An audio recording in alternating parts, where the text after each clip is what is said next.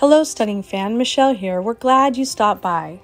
Today we are making table centerpieces on an extreme budget. I was asked to assist in decorating the funeral of a dear lady that we knew, and the family was pressed for money, so it was our job to decorate in a very frugal fashion. We started off with inexpensive clay and galvanized pots of various sizes and shapes.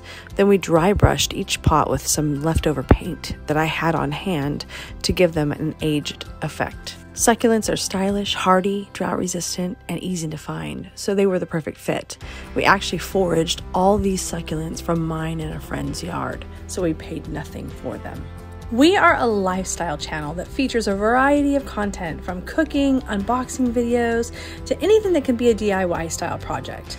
And we would really love it if you would like and subscribe and hit the bell so you can be notified the next time that we decide to share one of our projects.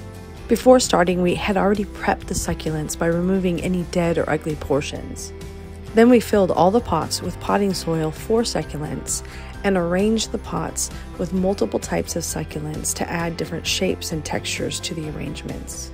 Next, we used a tag-shaped punch to cut tags from some brown cardstock, and a hole punch to make a hole for the twine. We pre-strung the twine and used a fine point Sharpie to write the appropriate information about her life on each tag. Then we simply tied them on each pot. We made 29 potted plants for under $70.